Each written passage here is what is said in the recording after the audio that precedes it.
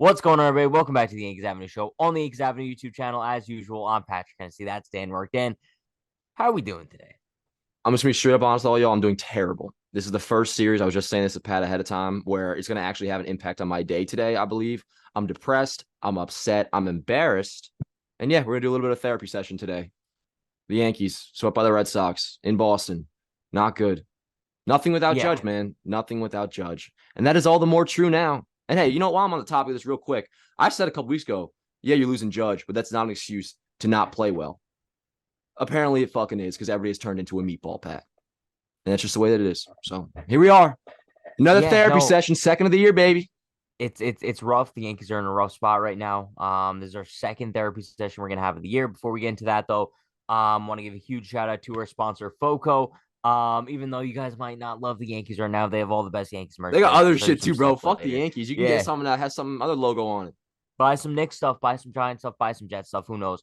But yeah, code Yankees Avenue, 15% off your purchase. Also, stay tuned at the end of the episode and also on our Twitter because we're going to be announcing our ticket giveaway winner for this Thursday against the Mariners. Hopefully, the Yankees will be in a better spot by the time that comes around. But Waiters coming I back, dude. Yeah. We're back, baby. I say yeah, let's take this episode. We're just gonna kind of do like our one topic therapy session here and just talk about the state of the Yankees. And I guess Dan, Shoot. I'll let you start things off because this is kind of your child, this therapy session here. Yeah, well, I mean, all right, so I'll just kind of elaborate on what I was saying earlier. Listen, like Judge goes down, of course, he's the best player in baseball. Shit's gonna get worse. And once again, when this happened, when he initially went down, I wasn't panicking because let's not forget how good the Yankees did fucking look. And I'm sorry, I'm already cursing. We're having some people complaining about that. Listen, it's trying times here in the Yankees community, all right? Just bear with me. The Yankees looked good before Judge went down. I don't want to hear crap about like, oh, Judge comes back and they're not going to save the Yankees. Like the offense was shitty before, even before he went down. That's not true. No, the Yankees were scoring 7 runs a game, 10 runs a game, looking fantastic. I remember after that LA series, not only Yankee fans, but the MLB community as a whole, whether it's like on MLB Network or podcast talk shows, the Yankees were, for the first time all year, since the start of the regular season, were being talked about as like, no, all right, they're a legit team again. Like they could be a World Series contender, just get a good left field of deadline, a couple pieces of deadline. Like they're in the mix. And then very quickly, things have changed, dude. And I didn't expect it to go down this poorly. And are things going down this poorly? Comes down to a lot of reasons, but it mainly goes on 3 people: Anthony Rizzo, DJ LeMahieu, and Giancarlo Stanton. You could add Josh Donaldson onto that as well. But to be honest, dude, at this point, my expectations with him are pretty much to the floor. Those 3 guys have been horrible. If just 2 of those 3 guys were even decent since Judge went down, we would be fine, Pat. We'd be in a much better spot. So while there's multiple reasons, a lot of sloppy baseball, a lot of stupid base running mistakes, dumb errors, outfielders that just can't catch the ball, many reasons, but ultimately, if just 2 of those 3 guys, 2 of the 4, if you include Donaldson, were even competent at the plate, we'd be, I think, in a much better spot. We probably would have won 2 or 3 more games for the last 10 days. So ultimately, I want to put blame on them, despite there being like numerous issues with this team. Sure. And I think that's very fair. It's definitely those guys who you're expecting to kind of carry the lineup in Judge's absence, and they just haven't done so. Stanton, I get it with the usual IL rust, but like it's been 2 weeks now. Like he's kind of got to pick it up sooner rather than later. Rizzo, bro, there's got to be something going on there health wise. Just because, like you said, he hasn't been the same ever since Tatis kind of rammed into him. And I was kind of shocked when it first happened that he didn't have an IL stint, whether that's like with a head injury or a concussion. Dude, who knows what's going Whiplash, on like, with yeah, who Anthony? knows? Yeah, who knows? But if he's not healthy, he's doing more harm than good right now to not only his own health but also to the lineup as well because he's just not producing. He's kind of a black hole there. So I'd like to hope that the Yankees training staff, coaching staff, like they're trying to figure out what's wrong with him, whether that is health wise or mechanics wise. But something's got to be figured out there because now it's been a pretty decent sample size of Rizzo being putrid. Donaldson, he came back. We thought he was going to be a spark plug. He's not. DJ LeMahieu, he's continuing to be mid, bro. I don't know what the deal is. Anthony Volpe, he's picked it up a little bit, but he's still not a guy who's capable of carrying the offense. Harrison Bader's coming back. I know a lot of people are kind of viewing that as savior of the season. Listen, I know last time Bader came back, it was a huge pick me up. Like we were like, yo, maybe he actually can carry this team while Judge is out. But it's unrealistic to expect that from him every single time, right? Because at the end of the day, like I know when he's on the field, he's been producing at a high level, but I just don't think he's that guy. That's why you can't expect it very consistently because it's like that's not what his track record has shown in his career, right? Like what is he like a career 700 OPS hitter? So to have him come back every time and think that he's going to carry the weight of Aaron Judge, it's unrealistic. And also who knows how long this dude's going to be back for, right? Like I can get excited about Bader coming back tomorrow, but also at the same time I'm keeping in my mind, bro, this might be until July 1st. So Yeah, not getting too excited about Bader, but I think the Yankees are in a very, very bad spot right now. And I think while we can blame the names that are in the lineup, I'm also blaming the names above the lineup, right? I'm looking at the Cashmans of the world. I'm looking at the Howes of the world, just because those are the guys who put this team together. And this was a team that coming into the season, bro, we talked about this. If anything had to happen to Aaron Judge, if he had to miss any sort of significant time, this was a lineup that was looking like a Triple A team. And we said this coming, bro. They were one or two major injuries away from looking like a last place team, and here we are. And no depth moves were made to kind of prepare for this. So the Yankees have no one to blame but themselves at this point. Yeah, I mean, speaking of Hal and Cashman, I think we should definitely touch on them as like its own little individual topic later. But Bader, he's a piece of the puzzle. I'm excited to get him back. Anybody who thinks he's like saving the world is crazy because the bottom line is this team is nothing without Judge. They're 30-19 with him so far this year, 9-14 without. And I think it goes beyond just him winning games, hitting homers. There's something weird that clicks with the Yankees. It must be like some sort of mental illness. It's insane because when he's there, everybody plays better. It's not just like, oh, you have Judge hitting behind you, or like they don't want to face Judge, so you're going to get pitches hit. It's just, no, it seems like everybody, I'm not sure if he keeps them in check. Maybe that makes sense because he is the captain, but they literally everybody looks like an He's still there entirely though. different player. No, but what do we always hear? I think it was Kay always talks about it. I think Don Mattingly said it. You can't really lead when you're hurt. And that always has made sense to me because what are you really going to tell a guy like, oh, let's go get him? And then everybody runs out to the field to start the game and you're sitting in the dugout. Like, it probably makes sense. You can't lead unless you're playing. I do get that. But regardless, it's weird. It doesn't make any sense. These are guys that, while yes, not MVP caliber players anymore, are still really, really solid players that have just evaporated out of nowhere. And once again, that is the issue. That's why we're in this spot. You mentioned Hal and Cashman. I've said this before. I'll say it again. My blame goes entirely to Brian Cashman. You know, Hal, I was talking a little bit about this on Twitter last night because people are like, oh, these two are to blame. I think it goes so much further towards Cashman than Hal because while, yes, it'd be nicer to spend more, like it'd be nice to have a Steve Cohen like payroll and, you know, even just to have a little bit more fire, you should have no issues building a great and deep roster with $290 million. Now, with that said, Hal keeps this marriage going. He doesn't have it in him to say goodbye to Cashman. And we had a whole episode in the fall talking about, you know, you get swept in the Astros by the Astros in the ALCS and the dude gets rewarded with a 4-year extension. That's on Hal. So if you want to criticize him for something, it's definitely that. But in terms of the construction of the actual roster, I cannot fathom how we saw the product we did last night. Yes, even with Judge and the IL, I understand that. Regardless, $290 million. I mean, shit, what's 40 minus 290? 250? All right, forget Judge. 250 should be able to build. Is that the right math? I hope so. I don't know. 250 should be able to build at least a decent enough roster to not get swept by the Red Sox in Fenway Park. And mind you, not a Red Sox team that's some fucking world beater or nothing. We got them over 500 this weekend. They entered the series 34-35. They're not a good team, but I guess apparently we're not either right now. And it's really not something that I expected, Pat. It's pathetic. It's embarrassing. And I don't like getting on players for not performing. But like, with all due respect, it really makes you look like a bunch of bitches. Judge goes down, and you really all turn into just nothing. Nothing. The guys who are playing well, Jake Bauers looked great in Fenway.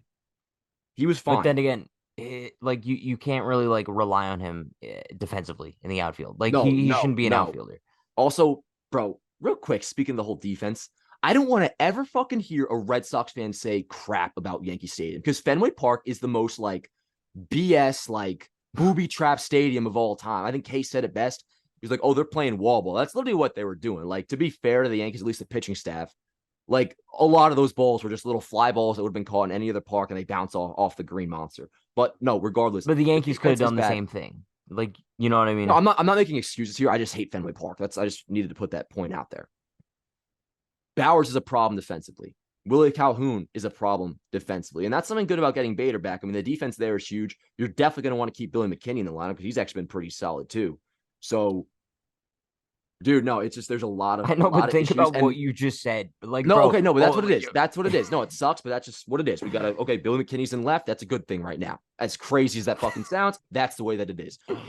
We just need to get Judge back. Hot take, right? I know. But until then, Pat, I'm pretty much like where I'm like out of the season is like we better like get Judge back before we fall below 500.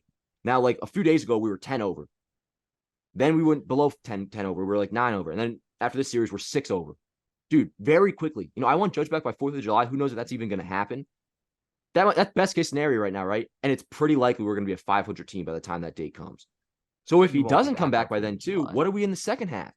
Like say Judge comes back first day of the second half. What are we then? Are we below 500? And is that enough? Like, is Judge enough to get us to climb out of that hole? I'd like to think so. But what sure as hell is now, Pat, and I'll say this, concrete, we're not winning the AL East. We're No, not. We're not winning the AL East. Like we are focused on a wild card situation here, which that's not the end of the world, but it would be the end of the world if we don't make the wild card. And the way we're headed right now, if Judge doesn't come back soon and on time, we're beat. We almost need. Sorry, I'm rambling. We need almost an 80% Judge. Like at some point, it has to come down to like, all right, you want him healthy for the playoffs, but in order for there to be a playoffs, we may just need to come back at like 75%. I well, don't ever okay, ask for players to rush injuries, but like we're approaching that territory, or we could be in a couple weeks if he's not back by 4th of July. I agree. But also at the same time, I think it's very rocky waters because like we saw it happen with Stan, right? Like Stan came back, obviously not 100% ready, right? Like he came back quicker than we expected him to. He played one rehab game, I think, or didn't play any. One, I don't know. yeah. But regardless, like he didn't really spend too much time rehabbing. He came back and now like we're seeing the 2 week IL rust. Rizzo, he's obviously playing like at 80%. There's clearly something going on there after the Tatis thing. And he's struggling significantly. Fair point. And then I guess you're looking at like Bader, and he was supposed to come back on Friday. He was like, no, I want to play a few more games in Somerset. That's something that I'm not gonna lie, ticked me off a little bit because you're seeing like I said, guys like Rizzo and Stanton kind of like stepping up and like trying to be on the field even though they're not 100%. And especially big series like weekend series against the Red Sox, like after being expected to be activated, for Bader to be like, nah, I want to build up some more confidence in double A. Like, I get it, but also at the same time, like you're looking at the current state of the Yankees and you're seeing like Willie Calhoun and like Jake Bowers in the outfield. Like you would think that he'd want to rush back, but he didn't. And that kind of bothers me a little bit. Real quick, yeah, I mean, I was bothered that he didn't come back because it totally. I mean, right away it seemed if there was any air going into the series, it was just taken right out of the room when he found out Bader wasn't going to be Yeah. playing. I get it though, just because I mean you have to know the player a little bit. Like if Carl Pavano, if he were to say like, oh, I need an extra couple games, then you would chalk it up to like, oh, this dude just a loser, like he doesn't really want to be here. Bader, we know is like balls against the wall, plays with fire, like he wants to get out there. I will say after he had like the rehab game, like the second rehab game, I guess on Friday, and he hit like 110-mile-an-hour single. Maybe it was Saturday. I'm like, all right, then, bro, like, come on, we got a doubleheader coming up on Sunday. Maybe you could, get activated for this. But no, Tuesday against the Mariners, which, dude, it's like, it's so like, because I know how good of a player Bader is, dude, but it's just not something that like this isn't saving the season. It really, No, really isn't. Like no. let's say we have another. You got to sweep Seattle because, You're bro, not sweeping Texas comes Seattle. in You're not after sweeping that. Seattle though. And We they're got tough. George Kirby on the series opener, which he dicked us down last time out. You got Luis Castillo on Tuesday, and then you got the Woo guy on. Oh, my days are all messed up here. Game 1, game 2, and then game 3 you got I guess a rookie named Woo. I don't know who he is, but maybe you take 2 out of 3. Maybe you take 2 out of 3, dude. Yeah. I'm looking at like, dude, it's gonna be a miracle. Say we have another. I'm still gonna bank on 4th of July for Aaron Judge, praying to God. No, it may not be realistic, but 15 games without Judge. Let's say 15 more games. Knock on wood. Pray to God. Pray for 7-7. Pray for 5-8. I know. Okay. Or Yes, whatever but math is there. I think what we also have to realize is like it's so annoying to have to like rely on Aaron Judge to be the be all end all of the New York Yankees. You know what I mean? Like it shouldn't be the case. And I get it. He's the best player in baseball, so you kind of have to. Um, but for us to rely on a July 4th comeback, which isn't happening, like if we're looking at it realistically, like now that we're seeing that he has a second ligament bothering him now, Well, still no timetable. by the way, the second Bro, PRP injection was apparently a good thing. That shows signs of healing. There hasn't been any setback with Judge. I want to clarify that. no, Like no, but they Judge is said there's a still technically second on pace. ligament now. Yes, no, but he's Yeah, feeling good. Like I won't say it's realistic for 4th of July. It's not ruled out. No, like there is still a possibility he could come at least before the All-Star break. Like that is I think he possible. comes back in the second half, but that's just Okay. me being whatever. So I'm looking at like second half of the season now. Like, dude, you could be 3, 4 games back of a wild card spot by then. Because right now the Yankees are tied with the Astros for that Mhm. third wild card spot. And then the Blue Jays are only half a game back. The Red Sox are 2 games back. Seattle's 3 games back. So things could get really ugly in this next month span. I don't know. During a period where we thought the Yankees schedule was looking pretty favorable, right? Like Right. in this last 6 games, we were looking at 6 games against the Red Sox, 2 games against the Mets, both teams that haven't looked too hot at all to start Yeah. the season. And the Yankees went 2-6. Two and bro, like I don't care who you don't have. Like this is the New York Yankees, like you said, with a $290 million payroll, with some names in that lineup. And the fact that you go 2-6 against the last place Red Sox, which I know last place isn't really a knock on the AL East, but still last place Red Sox, Yeah. and a Mets team that's like 5 games below 500. And it's just it comes to a point where it's frustrating. But I can't say I'm surprised. I know we talked about this a little bit before we started recording, where I'm like, I'm not shocked that the Yankees kind of got beat up by the Red Sox in Fenway. I'm kind of surprised they got swept. I thought they would have at least lost the series 2 games to 1. But I feel like we've just come to a point where it feels like the same thing every year, bro. Like we come into a season with expectations, they don't live up to them. The Yankees will probably get healthy enough for the playoffs. Maybe they'll have like a little September hot streak. We'll go into a wild card series thinking, "Oh my god, this is the year, bro." And then we'll end up getting let down. It just feels like the same cycle every year because it's the same roster, it's that same lineup that I don't see capable of winning a World Series. Like, bro, even if you add Aaron Judge to the lineup that the Yankees have right now, I still don't view them as a World Series contender. I They just were don't. scoring like one though. I don't know why, but they were. No, they just were. I mean, we cannot forget that the Yankee offense was looking phenomenal in May. We were looking great in May with the notion that, all right, we're probably going to hopefully add a left field bat at the deadline. Let's talk about, I think, actually, yeah, the actual outlook of the season now, because we're seeing a lot on Twitter. I don't even know exactly how you feel about it, just in terms of the Yankees making the playoffs. And this is something I still feel pretty strongly about, because I'm not going to let, a sweep in Boston or just how shitty they've looked in June make me think that the season is over or that Aaron Judge is never coming back, because he is coming back. And with that said, knowing that, the Yankees will be better again. They'll be good again. There'll be a point where they run off like they'll have a month where they go like 15-5 or like 20-10, something like that. And then we'll be right back in the mix of things. We'll be in the fold, because the Yankees in the end are not this bad. I think Sweeney Murdy always says it best. It's so true. When the Yankees are good, when the Yankees are winning, they look like they can never lose again. But when they're losing, they look like they can never win again. And doesn't it seem like that is so true, bro? They're always on the total opposite ends of each of those things, where it's like, when things aren't going well, dude, it seems like there's no hope whatsoever. Whereas when things are, 2 weeks ago in LA, I mean, dude, do you remember how you felt 2 weeks ago in LA? Be completely honest with me right now. Like, no pessimistic bullshit. Like, we were feeling great. The Yankees were looking Okay. good. No, we were. We were. No, no, Everybody Dan, was. they were looking good, but like I still wasn't viewing them as a World Series team. Like I Sure, just but that's wasn't. but that also, that only means something if you're talking like basketball most of the time, or even like football a little bit. Like baseball, here's the thing: if you get into the playoffs, you have a chance. So what Okay, the Yankees have Brian. to, huh? Stop it. That's why it's a valid It's a point though. crapshoot, It's right?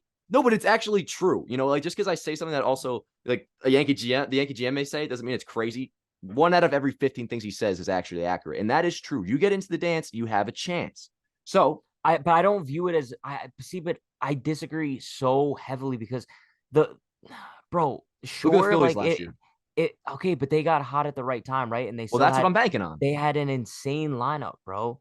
And when I'm looking at like teams getting hot in the playoffs, like in order to get hot in the playoffs, you need to have like still good roster construction, and the Yankees don't have good roster construction, dude. All right, Like, well, I'll go back to what I keep been saying. I mean, the pitching you have to assume is going to be there. Bullpen is good. The start rotation is question mark, but still, I don't think there's any moves being made there. You have to assume that Cole's going to be good. You hope Rodon's going to be good. Sevy, his fastball, I'll give him credit. While it wasn't a good outing at all, his fastball did look better yesterday. You just got to take that and run with it. Hope he's going to be all right.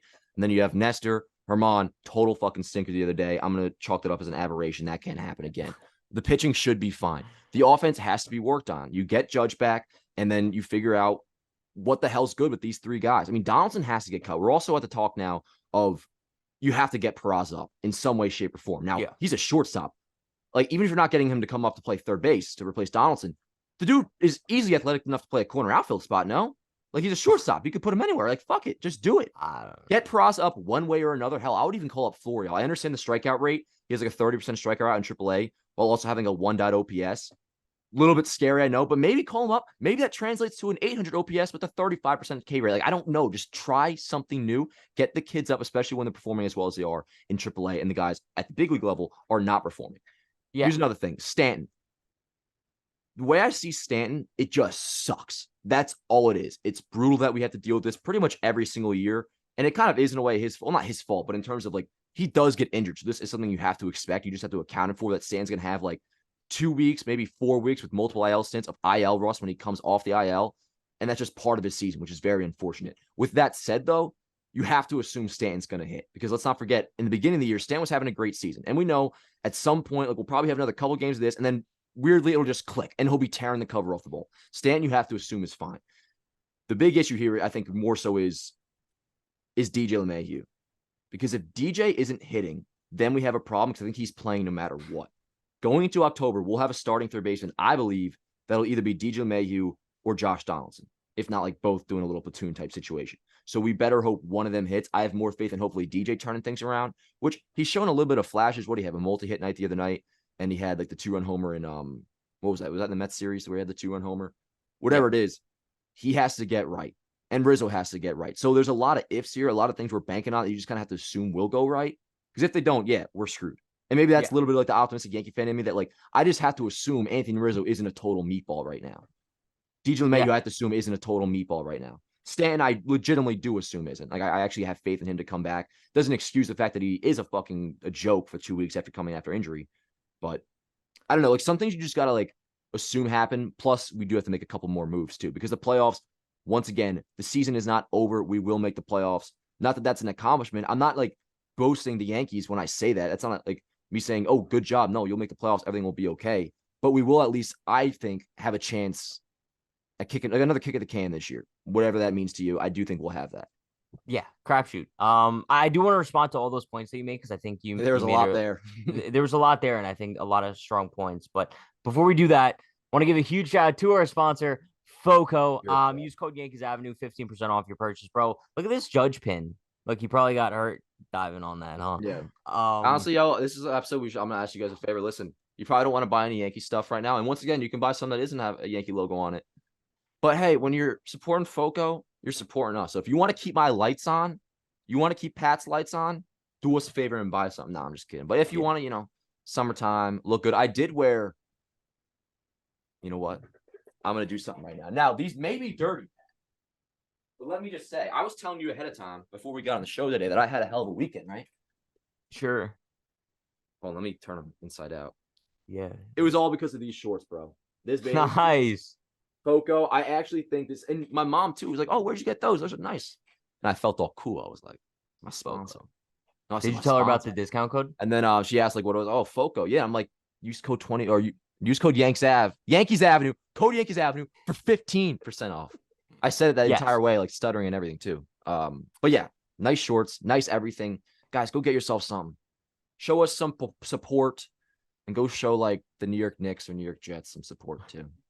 Yeah. But let me respond to your points real quick. Because I think you made a lot of strong ones there. But one, Peraza and Florial, right? Like I think that those are two guys that can be X factors for the Yankees. They already should be. I don't know why they're not currently up, but Dude, it's so difficult, right? Because I'm looking at a trade deadline that I think is going to be really weak this year, just because there's so many teams in the hunt. Like, bro, a team that we were looking at, like potentially maybe like trading for Cody Bellinger, the Cubs. They're only 5.5 games out of a wild card spot. Yeah. Like, they go on a hot streak closer to the deadline. Like, maybe they'll push themselves within 3 and they're not selling. So the Giants, a team that we were looking at, yo, maybe you trade for Jock Peterson. They're a half game up on a wild card spot Yeah. right now. So all the teams that we expected to sell, like, yo, maybe the Marlins, maybe you trade for Jorge Soler. They're having an amazing season, dude. They're 2 games up on a wild card spot. So I think you might need to rely internally on improving this team at the deadline, which sucks to say, but the time to improve the Yankees lineup was November, was December, Yeah. was January. They didn't do it. So now we're kind of like looking at last resorts, and I think you need to call up Peraza. I'm not sure if I'm completely down with like moving him to the outfield because I I get think it, but calling him up, playing him in a position he's never played before, it'll definitely impact his bat. And that's kind of the reason why we'd be calling him up. Also, defensively, he's a much better defensive shortstop third baseman than what we currently have. So I think that's oh, the I route disagree you'd with have that. to go I there. disagree with What? that. The defense, I mean, like if there's one thing I'll give him a pass is Donaldson and DJ, like they're good defensively at third. No, but no, I'm talking more like if you want to play him at short, like defensively, he's a better shortstop than Volpe. Yeah, But sure. that's not Volpe's not really defense has what been, we're I know, yeah. Go yeah, on. that's not really what we're getting at here. But also, it's like Florial, right? And I think he's already tied or passed his home run mark, in like his minor league season career, whatever. And bro, I posted the other day, and somebody's like, "Oh, but his strikeout rate is super high, dude." Who cares? Like, if we're looking at a guy who can come up and potentially like finally get his one consistent chance to rake at the major league level, give it to him. And that's why I was so pissed off when I forgot who went down, but rather than calling up Florial and finally giving him like a consistent shot, they go out and they sign Billy McKinney. And don't get me wrong, like McKinney's been decent. He's been He's been good. No, solid. McKinney's been You real good. know, okay, in a very small sample size, he's been good, but it's like long term, are we looking at Billy McKinney as being a fit? No. But long term, if Florial comes up and he does well, can he be a long term fit? Kind of, probably, maybe. I just say, I So mean, like, go no, ahead. I'm just saying, like, it just bothers me that like we have these younger guys waiting in the wings, and it just seems like I don't know what it would take at this point for Florial or Peraza to get a call up, because it's also not like you're saving them at the deadline for some insane trade package, because I can't really There's think of nobody to one that trade would Peraza for. require either one of them. Yeah. So that's why I'm like, yo, they're kind of just rotting in AAA at this point. It seems like the Yankees MO have a top prospect, they do well in the minors, and just you don't call them up. So it's frustrating. And one other thing I do want to respond to what you said real quick is kind of like the Stanton thing and how like he needs to step it up. Stanton is not any of my concerns. But it does bother me like when Yankee fans are like, why is Stanton not getting any hate? But like Volpe and Glaber are, dude. Stanton is not getting any hate right now because at the end of the day, we know that Stanton's going to show up. Like when the Yeah. Yankees need him most, Stanton will be there. You can't say the same for guys like DJ and Volpe and bro. You can even say the same about Rizzo, right? Like these are If he's guys not who, healthy, you have no idea. sure, but also like we're talking about guys who have sustained major league success and have been very good for this team in the very recent future. So we know that they're going to come around. And I think that's why they're not getting as much hate as some other guys who haven't performed ever or in years. Yeah, no, I think that's totally valid, dude. It's with Rizzo and DJ, a lot of it has to come down to like, are they injured or are they not? Because if they're not injured, it almost is more upsetting because is this just who they are then? Because I mean, DJ is much more of a concern than Rizzo, though. well, yes and no, because it's like I'm under the impression both might be injured, but regardless, both are playing. Like Rizzo's been worse than DJ, man. I mean, he had that nice fly ball, which I was so sure was gone on that little basket catch that whoever made in center field. That almost sent me off the bridge, bro. But Rizzo's not looked like I think Rizzo's probably looked the worst out of all of them. Like he's looked just as bad as Donaldson at times, I feel like. And I'm just assuming that maybe it has something to do with neck injury. Maybe I yell him. I don't know. But back to Florial real quick and Peraza. I don't look at Florial as like some top prospect anymore. Like I don't look at it like he's here for the future. But the bottom line is this kid was highly touted for a long time. The Yankees refused to make trades with this kid for a long time. 52 games this year, .304 average, 18 home runs, .631 OPS. And yeah, you're right. He already passed his career high in homers in the minors was 17 back in 2021. Already has 18 in 52 games. Now, the K rate. If he had like an 800 OPS at AAA, was doing nice offensively, and that's why everybody was calling him up, the 30% K rate, that would definitely be a concern. But when you have a 1.026 OPS, plus not to mention the guy can actually catch the ball, it might just be worth giving him a shot. And even if, that K rate will probably get worse. Once again, maybe that skyrockets to 35% in the big leagues, even if it were closer to 40%. But hell, maybe the OPS also translates to being like an 800. Like I'm not saying he's going to come up here and like tear the cover off the ball, but could he at least play solid defense, also add some speed, and maybe hit a little bit? I know I kind of have a hot take almost, and it sucks because I like them both individually. I do. But at some point soon, even though they're the ones that are kind of hitting, like you're going to have to pick between Willie Calhoun and Jake Bauers. You can't have them both on the roster. Yeah. You can't because the defense is such an issue, man. Like it really, like you look at the lineup to try to put out, it's like you're pretty much putting two like landmines out there in left field or right field every single game with either Bauers or Calhoun. And once again, getting Bader back will be nice because McKinney can go into the corner outfield spots. But like you got to have to pick between one of those two guys because they're essentially the same player, just offense. They all can hit. And right now, Bauers is looking a whole hell lot better than Willie Calhoun is. So I think you may want to part ways with him and then, get Florial up. And I know what you mean about Peraza with the whole, like his defense. If you put him in the outfield, it could mess him up, like kind of how we saw with Glaber, playing short, mess him up with the bat. I still think it's a little bit easier of a transition though. If you just stick him in a corner outfield spot, like that's probably not as much to think about. If you had to like go, like Glaber had to play shortstop for the New York Yankees. Like I hear your point. I'd like to think that maybe he could adjust. I don't know. Probably not going to happen regardless. But the bottom line is, dude, they got to make some sort of change here because the big change that's coming isn't at least for another 2-3 weeks away in Aaron Judge. So until then, we're going to have to make do and get funky with it. And I think the best way to get funky with it is calling up Peraza and Florial. I'm over it, bro. I'm like we've had this whole discussion today, and the conclusion I've kind of just came to is the Yankees feel like a lost cause, right? Like it doesn't feel like that there's any like imminent help coming soon. So whoever's on the team kind of just has to step it up. It's pathetic. It's whatever at this point because it's frustrating because like we look around the league and we see guys like I don't know, like look at the Cincinnati Reds, bro. Like Ellie De La Cruz comes up and he kind of like changes the entire team. And I'm like thinking to myself, it's frustrating because the Yankees seem horrible in managing prospects. It just seems like either one, they get called up too early, like a Volpe thing, or two, it's like they get called up way too late, or like a Peraza or like a Florial, and their value completely dies. It's like, why are we so bad at managing prospects? And like, why are we just so bad in like roster construction? Like, it doesn't make sense. And I don't want to sound like an entitled Yankee fan when I say this, but it just seems like we're just viewing a roster.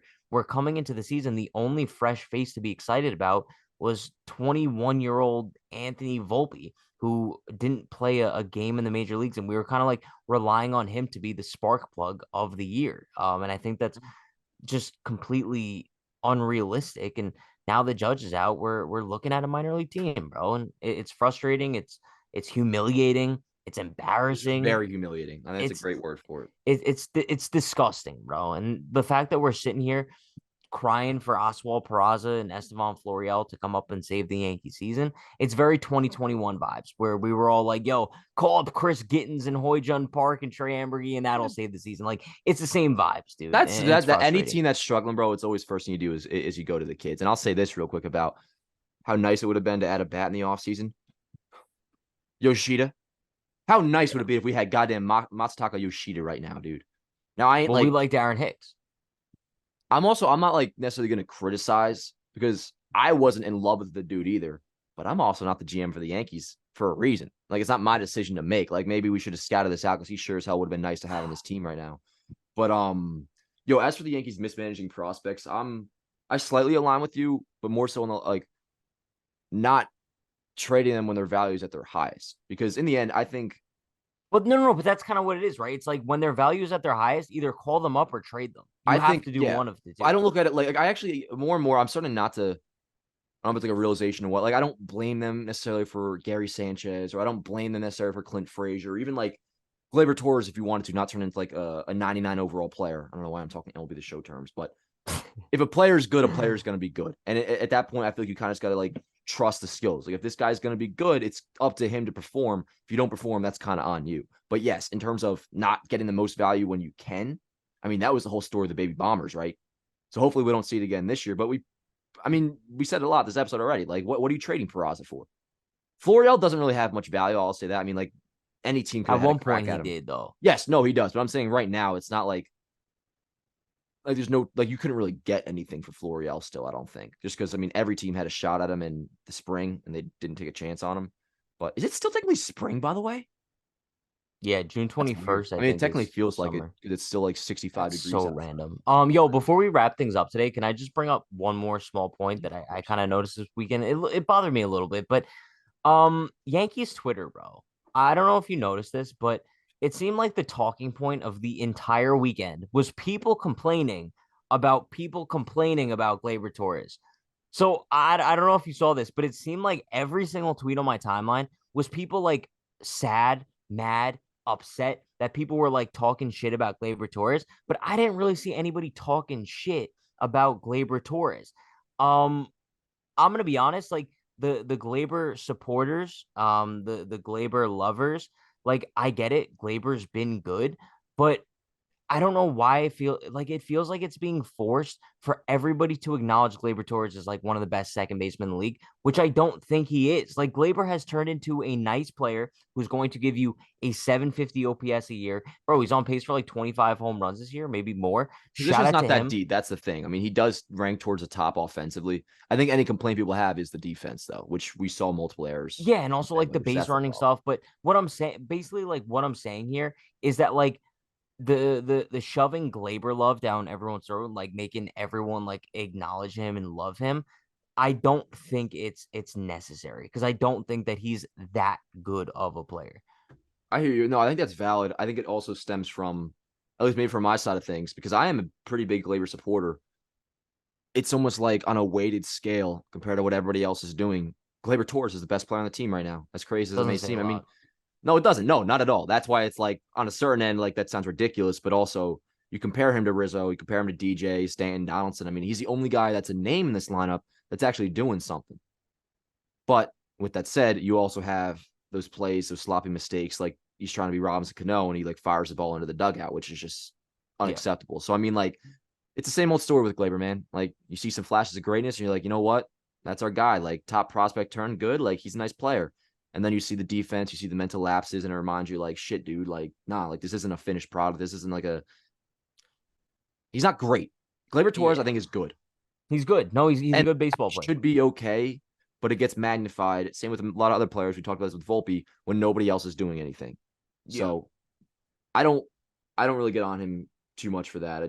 You got to hope the rest Bro, of the guys Yankees come through. Twitter as a whole kind of just it's been I'm like, annoying dude, I me mean, a little like, bit there's a lot lately. of cool people on there. A lot of cool people on there. Like, shit, I met you from Yankees Twitter in a way. I mean, not actually, but like, I formed Yeah, many good kind of. relationships. Just like the vibe of the Yankees like online community, but it's completely going to shit. I don't think anybody knows how to watch a baseball season anymore. I feel like I really do believe a lot of people on there aren't actually diehard Yankee fans like me and you, or aren't aren't invested the way you should be for somebody that's in an actual community. I think a lot of people are on there for clout. Yeah, I think they love players. They love I think narratives. they love Um, interactions, which in a way is fine. Like I'm not exactly criticizing them for that, but in terms of like I'm not your people then. Like I don't. yeah, yeah. One last thing I do want to say, kind of funny. Did you see the video of Cole kind of sitting in the bullpen during Rodon's bullpen where he looked like a old grand bro? I Yeah, love Garrett I love Cole too. And hey, Rodon, he's throwing a bullpen, dude. Yeah. All right, let's wrap this Yeah. shit up though, dude. And also, I want to close by saying, as like miserable as I am this whole episode. I mean, I made this point already, anyways, but like the season's not over. Like the Yankees will, I guarantee you, I promise you, on my freaking parents' lives, the Yankees will have another run in them to where they go like, yeah, 20-10. They look great and we're feeling good. Me and Pat will be coming on multiple episodes with a smile on our face saying, the Yankees are back. I guarantee you it'll happen. So just be No, it ready for will. that and be ready for the Yankees are probably still going to make the playoffs. Is that a compliment? No. Is that the end all be all? No. But don't think the season just died on July 18th or June 18th in Boston. It didn't. It's just a really shitty spot that we're in. And that's why we had a little therapy session, Pat. I enjoyed it. That was a nice way to end it. Yeah, and I hope that this is the last therapy session that we have to have until we get eliminated. We'll be doing another one of those too, bro. You know it at the end. Damn. Well, hey, maybe the next one will just be like in the ALCS, which, hey, I'll say this. The Astros got swept. We have the same record. Yeah. 39-33, baby. That's what I'm talking about.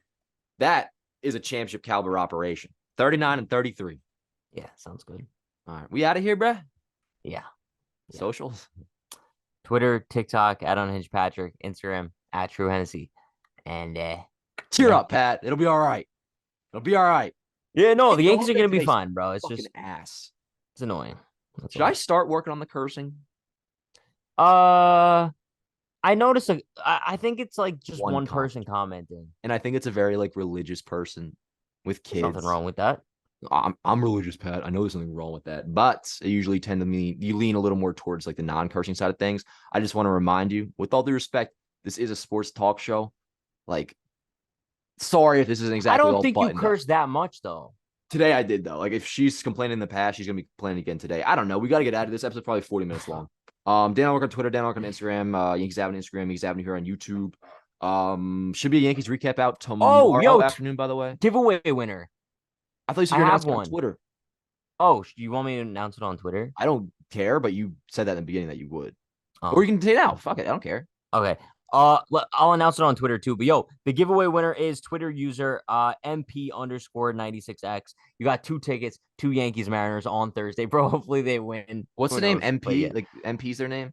Yeah, MP_96X. All right, MP. His name on Twitter is Swaggy P. All right, Swaggy P, you're gonna be the reason the Yankees season turns around. So counting on you. If they lose, stop watching the show. I'm just kidding. I love you. Hey, have a good time, brother.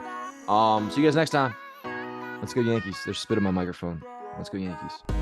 Her body's gold like September. She burns through the night like an ember. And all those things we try forgetting, I remember. But we say we all fine, we all fine.